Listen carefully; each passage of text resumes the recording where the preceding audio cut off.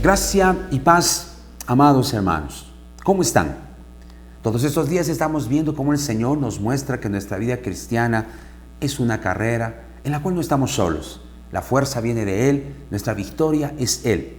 El día que nos convertimos al Señor, que entregamos nuestra vida a Cristo, que hemos creído en Él, hemos ingresado en esta maravillosa carrera de vencedores. Y el plan de Dios es que todos lleguemos a la meta. ¿Por qué? Porque allá nos espera un premio en este llamamiento que Él nos hace. Él nos espera allá para llegar y ser vencedores y un día poder reinar juntamente con Él. Es así que el apóstol Pedro también añade a esto. Y él dice que la manera en la que podemos llegar de una manera amplia y espaciosa a esta meta es que nosotros tengamos una actitud. ¿Qué actitud? Es que a nuestra fe nosotros podamos añadirle virtud. Esa virtud hemos visto que son los valores morales altos, que es la palabra de Dios. Es la palabra de Dios en sí, aquello que el Señor nos muestra en su palabra, de cómo debe ser la expresión de nuestra vida cristiana.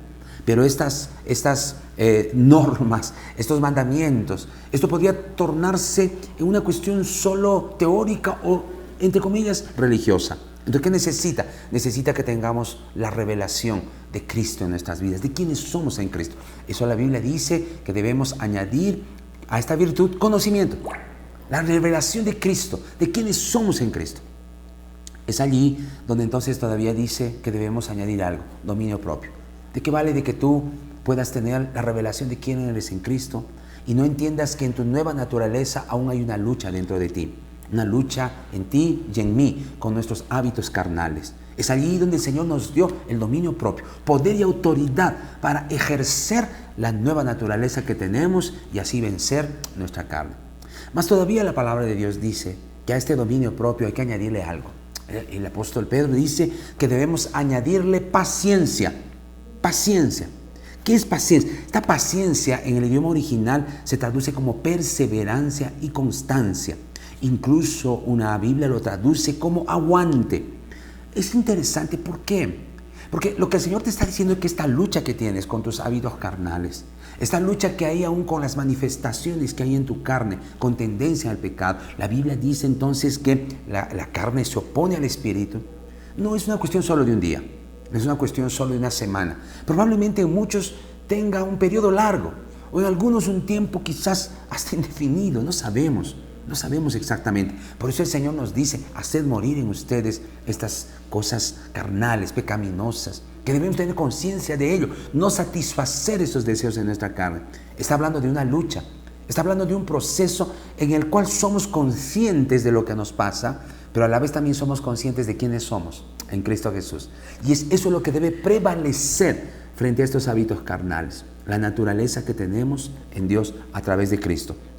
Entonces, para eso el Señor nos dice que debemos perseverar, que debemos insistir en esta lucha, sabiendo que la victoria en Cristo es nuestra y que no caminamos en nuestra propia fuerza.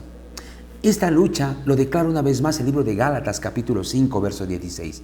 La Biblia dice, digo pues, andad en el Espíritu y no satisfagáis los deseos de la carne. ¿Percibes? No satisfagas los deseos. Hay algo que todavía está en ti. El apóstol Pablo decía, en mi carne mora el mal. ¿Qué significa? Que hay una lucha en la cual legalmente ya somos vencedores. Ahora necesitas experimentar esa victoria por el creer y por el entender quién eres en Cristo Jesús. Por eso es necesario a la virtud añadir conocimiento, revelación de Cristo, el conocimiento de Cristo y quiénes somos en Él. Entonces dice, andad en el Espíritu y no satisfagáis los deseos de la carne. ¿Por qué? Porque tienes dominio propio. ¿Pero qué dice? Porque el deseo de nuestra carne es contra el Espíritu y el Espíritu es contra la carne y estos se oponen entre sí para que no hagáis lo que quisierais. La primera cosa que tienes que entender es que es una lucha que requiere paciencia, requiere perseverancia, insistencia, continuidad. Continuidad no en el esfuerzo propio, continuidad no en una fuerza humana, no.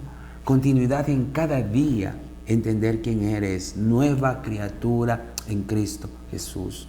El mayor problema en tu vida y en la mía es cuando expresamos lo que ya no somos. Y es allí donde nos dejamos llevar por esas tendencias carnales y pecaminosas.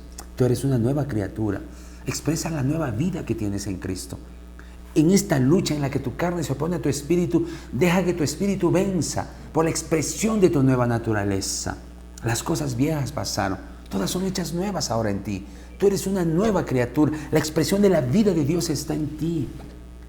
¿Cómo es que podemos hacer eso? Orando sin cesar. ¿Qué es orar sin cesar? Continuamente hablando con Dios. Continuamente hablando con el Señor, expresando, declarando quién eres y la victoria y la necesidad que tienes en el Señor. Orar sin cesar no es una oración esquemática de hora por hora, no. Orar sin cesar es continuamente hablar con Dios, continuamente declarar quién eres y no aceptar la acusación del diablo en tu vida. Fallamos a veces, problemas de carácter se dan, pero en esos momentos miramos al cielo y declaramos que somos nuevas criaturas. Persevera, ten aguante, ten firmeza en esta lucha, no bajes la guardia.